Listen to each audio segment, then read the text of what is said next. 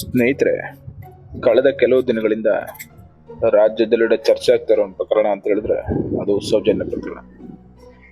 ಕಳೆದ 15 ವರ್ಷಗಳಿಂದ ಸೌಜನ್ಯ ಪರ ಹೋರಾಟಗಾರರು, ಸೌಜನ್ಯ ಪೋಷಕರು ಹೋರಾಟ ನಡೆಸ್ತಾ ಇದ್ದಾರೆ.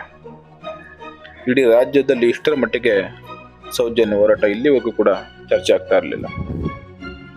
ಕಳೆದ ಕೆಲವು ದಿನಗಳ ಹಿಂದೆ ಸಮೀರ್ ಎಂಡಿ ಎಂಬ ಯುವಕ ತನ್ನ ದೂತ ಎಂಬ ಯೂಟ್ಯೂಬ್ ಚಾನಲಲ್ಲಿ ಒಂದು ವಿಡಿಯೋನ ಮಾಡ್ತಾನೆ. ಅದು ಸೌಜನ್ಯ ಪ್ರಕರಣದ ಕುರಿತು. ಆ ಒಂದು ವಿಡಿಯೋ ಇಡೀ ರಾಜ್ಯವಿಡೀ ಚರ್ಚೆಯನ್ನು ಉಂಟಾಗ್ತದೆ. ಬಹುತೇಕರು ಸಮೀರ್ ಎಂಡಿಯ ಪರವಾಗಿ ಮಾತನಾಡ್ತಿದ್ರೆ, ಒಂದಷ್ಟು ಜನ ಸಮೀರ್ ತಪ್ಪು ಮಾಡಿದ್ದಾನೆ, ಸಮೀರ್ ಹಿಂದೂ ಧರ್ಮಕ್ಕೆ ಅವಮಾನ ಮಾಡಿದ್ದಾನೆ ಅಂತೆಲ್ಲ ಚರ್ಚೆ ಮಾಡ್ತಾ ಇದ್ದಾರೆ.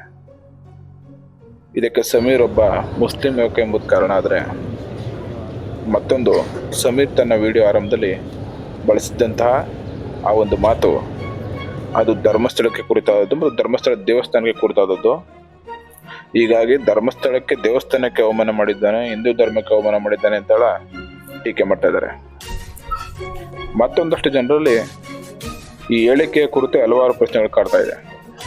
ಅದು ಧರ್ಮಸ್ಥಳ ದೇವಸ್ಥಾನ ಜೈನ ಧರ್ಮಕ್ಕೆ ಸೇರಿದ್ದ ಅಥವಾ ಹಿಂದೂ ಧರ್ಮ ಸೇರಿದ್ದ ಅಂತೇಳಿ.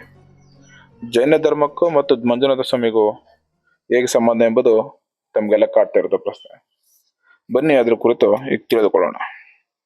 ಸ್ನೇಹಿತರೆ, ದಕ್ಷಿಣ ಕನ್ನಡ ಜಿಲ್ಲೆಯ ಬೆಳ್ತಂಗಡಿ ತಾಲೂಕಿನ ನೇತ್ರಾವತಿ ನದಿ ದಡದ ಮೇಲೆ ಧರ್ಮಸ್ಥಳ ಗ್ರಾಮ ಇದೆ. ಇಲ್ಲಿಯೇ ಶ್ರೀ ಮಂಜುನಾಥ ಸ್ವಾಮಿಯ ಪ್ರಸಿದ್ಧ ದೇವಸ್ಥಾನವಿರುವುದು. ದೇಶ ವಿದೇಶಗಳಿಂದ ಪ್ರತಿದಿನ ಲಕ್ಷಾಂತರ ಭಕ್ತಾದಿಗಳು ಬರುತ್ತಿರ್ತಾರೆ. ಧರ್ಮಸ್ಥಳದ ಮೂಲ ಹೆಸರು ಕುಡುಮೆ. ಒಂದು ದಂತಕಥೆಯ ಪ್ರಕಾರ 800 ವರ್ಷಗಳ ಹಿಂದೆ ಜೈನ ಧರ್ಮದ ಮುಖ್ಯಸ್ಥ ಬೀರಮಣ್ಣ ಪೇರ್ಗಡೆ ಮತ್ತು ಅವರ ಪತ್ನಿ ಅಮ್ಮು ಬಲ್ಲಾಳತಿಯವರು ನೀಲ್ಯಾಡು ಬೀಡು ಎಂಬ ಮನೆಯಲ್ಲಿ ವಾಸವಿರ್ತಾರೆ.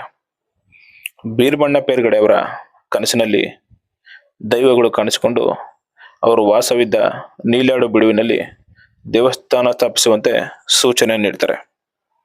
ದೈವಾಜ್ಞೆ ಪಡೆದ ಬೀರಮಣ್ಣ ಪೇರ್ಗಡೆ ಮತ್ತು ಅವರ ಕುಟುಂಬ ಬೇರೆ ಮನೆಗೆ ಸ್ಥಳಾಂತರಗೊಂಡು ತಮ್ಮ ಮೂಲ ಮನೆಯ ನೀಲ್ಯಾಡು ಬಿಡುವನ್ನ ದೇವಸ್ಥಾನಕ್ಕೆ ಸಮರ್ಪಿಸ್ತಾರೆ. ಪುರೋಹಿತರ ಸಲಹೆ ಮೇರೆಗೆ ತನ್ನ ಅನುಯಾಯಿ ಅಣ್ಣಪ್ಪನನ್ನ ಕಳುಹಿಸಿ ಮಂಗಳೂರು ಬಳಿಯ ಕದ್ರಿಯಿಂದ ಶಿವಲಿಂಗವನ್ನು ತಂದು ಅಲ್ಲಿ ಪ್ರತಿಷ್ಠಾಪಿಸ್ತಾರೆ. ಹಾಗೆ ಮಂಜುನಾಥ ಸ್ವಾಮಿ ದೇವಸ್ಥಾನ ನಿರ್ಮಾಣ ಆಗ್ತದೆ. ಅಲ್ಲಿಂದ ಇಲ್ಲಿಯವರೆಗೂ ಪೇರ್ಗಡೆ ಕುಟುಂಬವೇ ಈ ದೇವಸ್ಥಾನವನ್ನ ನೋಡಿಕೊಳ್ಳುತ್ತಾ ಇರುತ್ತೆ.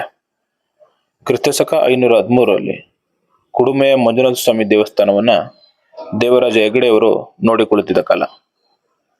ಹೀಗಿರುವಾಗ ಉಡುಪಿಯ ಅಷ್ಟಮಠದಲ್ಲಿ ಒಂದಾದ ಸೋದೆ ಮಠದ ವಾದರಾದ ಸ್ವಾಮೀಜಿಯವರು ಸುಬ್ರಹ್ಮಣ್ಯಕ್ಕೆ ಭೇಟಿ ನೀಡಿದ ವಿಷಯ ದೇವರಾಜ ಹೆಗಡೆಯವರಿಗೆ ತಿಳಿದಿದೆ.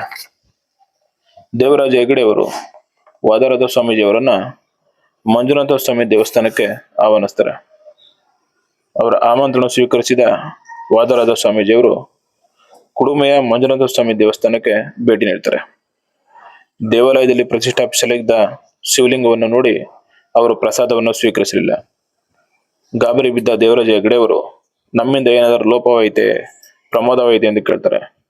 ಅದಕ್ಕೆ ಉತ್ತರಿಸಿದ ವಾದರಾದ ಸ್ವಾಮೀಜಿಯವರು ಶಿವಲಿಂಗ ಪ್ರತಿಷ್ಠಾಪನೆಯಲ್ಲಿ ಲೋಪವಿದೆ, ಅದನ್ನು ಸರಿಪಡಿಸಿ ಇಲ್ಲಿ ಅನಾಹುತವಾಗಬಹುದು ಎಂದು ಹೇಳ್ತಾರೆ. ನಂತರ ವಾದರಾದ ಸ್ವಾಮೀಜಿಗಳೇ ಶಿವಲಿಂಗವನ್ನು ಮರು ಪ್ರತಿಷ್ಠಾಪಿಸಿ ಈ ಜಾಗ ಇನ್ನು ಮುಂದೆ ಕುಡುಮೆ ಅಲ್ಲ ಧರ್ಮಸ್ಥಳವೆಂದು ನಾಮಕರಣ ಮಾಡ್ತಾರೆ. ಅಂದಿನಿಂದ ಇಲ್ಲಿಯವರೆಗೂ ಕುಡುಮೆ ಧರ್ಮಸ್ಥಳವೆಂದು ಖ್ಯಾತಿ ಪಡೆಯುತ್ತದೆ.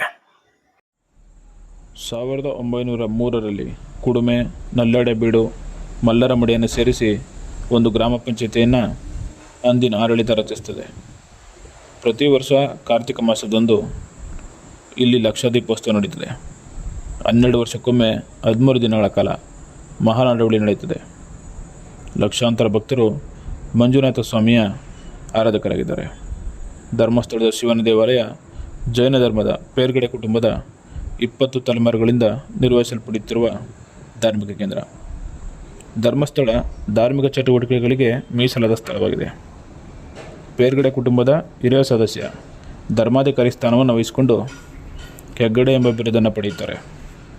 ಇದೀಗ ಅಲ್ಲಿನ ಧರ್ಮಾಧಿಕಾರಿ ವೀರೇಂದ್ರ ಹೆಗ್ಗಡೆಯವರು.